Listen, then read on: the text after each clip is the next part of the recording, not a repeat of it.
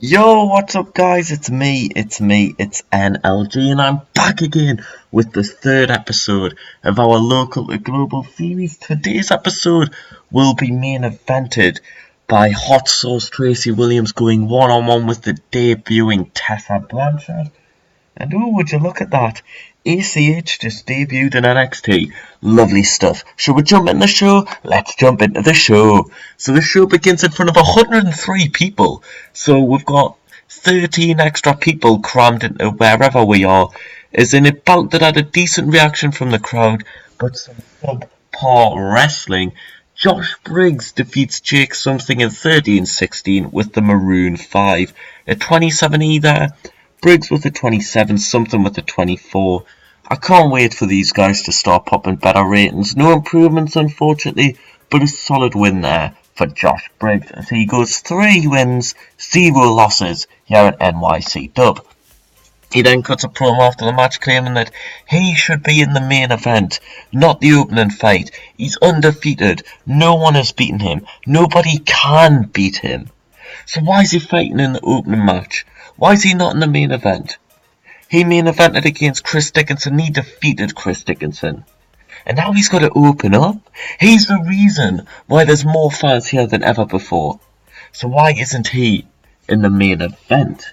And I feel like Chris Dickinson would have something to say about that. He's done well for himself, and so is Tracy Williams. So maybe we'll have to see some big fights between those guys and Josh Briggs, because Josh Briggs, he's a very confident man, let's just say that. As we then have a 47D, where in our best match to date, and a decent match, the Super Bad Super Squad defeats Shazza McKenzie and Space Monkey in 13-13, when Trey Miguel pins Space Monkey with a Yoshi Tonic. Space Monkey with a 37, Shazza got a 35, Miguel with a 51, Sabian with a 38.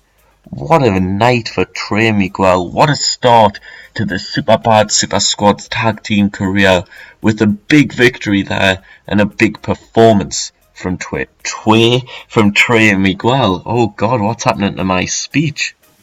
Following that match, we then see Jordan Grace. She gets another victory as she defeats Matt Fitchett of the Besties in the World in a match that I personally would love to see. And she defeats him in 14-23 by pinfall with a fall from Grace. You've got a lot of power moves from Grace. You've got a lot of strikes, a lot of fast, innovative offense, a lot of technical moves from Matt Fitchett. I think that would be a brilliant sort of counterbalance fight. Grace with a 28, but just seemed off of her game. Fitchett gets a 34, and Grace improves in technical skills, so that's lovely to see as Jordan Grace gets better and better and gets another victory.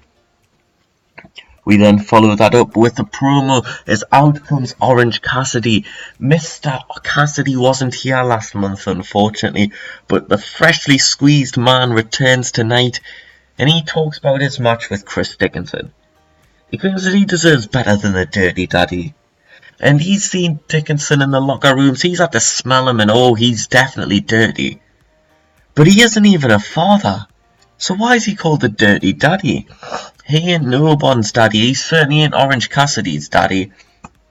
And then Dickinson's come out and he's like, mate, you're not even orange. And Orange is livid, you know. The two get in each other's face. And then there's a big brawl as Dickinson gets the advantage, because Dickinson's a better brawler than Orange Cassidy, and that takes us into our semi-main event, which gets a 35A+, where Chris Dickinson is victorious, defeating Orange Cassidy in 15-49 with the Falcon Arrow. Cassidy with a 25, Dickinson with a 36 as Dickinson improves in Rumble. I'm saying Dickinson a lot here, but a 35E+ there, a solid match, as then in the main event of the evening, a match which really didn't do as well as I expected. In a 28A in a decent match, Hot Sauce Tracy Williams, he's victorious over the debuting Tessa Blanchard in 22-31 by pinfall with a flying tope. Tessa with an average old school heel gimmick there. Tessa gets a 31 as Tracy gets a 33 there. And then we follow that up with a video package to end off the show as Tracy Williams receives a challenge. But who from? It's from Andrew Everett, who appears on the Titantron. Well, not a Titantron, just a video plays on the screen. Because we ain't paying $500 for an injured man to cut a promo. But Andrew Everett says that he's someone who likes to take risks. Maybe that's why his knees are fucked. But he likes to do things that people don't do. He likes to do things no one's done before. And that's something that he has never done before. And that's fight Tracy Williams. He wants to step in the ring one-on-one with Hot Sauce. And he's heard a lot about NYCW. He's seen all of the GIFs on Twitter. He's heard that it's the place to be. And well, next month, when he returns from his injury from his torn meniscus, he's going to return one-on-one in the ring with Tracy Williams. The challenge is there. First time ever matchup. Tracy Williams, he's watching the video. The crowd's applauding. They know whoever it is. They want to see that fight. And Williams says, you want this? You want this? You've got this. So $29 there to round off the show, as the show itself gets a $33 plus a solid show there in front of our biggest crowd to date, which you've got to love. A very solid show there. No idea who I should praise. Who did well?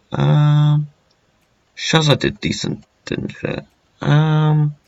I'm trying to think of a third person to praise. I can't remember how well people did. The main event bombed. We'll go with Dickinson. I love Chris Dickinson, so we'll praise him anyways. So there we are. There is the third episode. The New Day do not suck. That referee looks happy to be on camera. Jojo has bananas for legs. And Mike Mann's now playing Football Manager. If you don't know who Mike Mann is, then I've got not a Football Manager series, but a TEW series with him. We've got a WWE current day draft, and it's really good. It's on his channel. It's even had Bray Wyatt kidnap someone, so isn't that fun? Kojima's not staying with New Japan, so we've got all the drama here, you know. Bo Dallas is re-signing with WWE, so we can all sleep well tonight. And if we look here, we made $1,000 last month.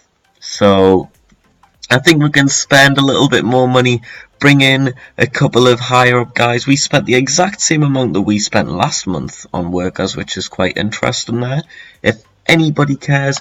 Backstage wise, we've also got a few relationships going to improve that backstage rating. And if we look at the size, we're still on that 11 popularity, so hopefully we can just jump up a little bit from that soon. And maybe soon we'll see the return of Ace Romero. Will he get revenge against Josh Briggs? No, he won't, because they have bad chemistry when they fight each other. Sorry for that noise there, but... Oh, and also Tessa has one appearance left on her contract, and I can announce now that that appearance will be against Jordan Grace. So who do you think will win? Do you think Blanchard will beat Grace, or will it be a graceful victory for Jordan? Find out in the next episode.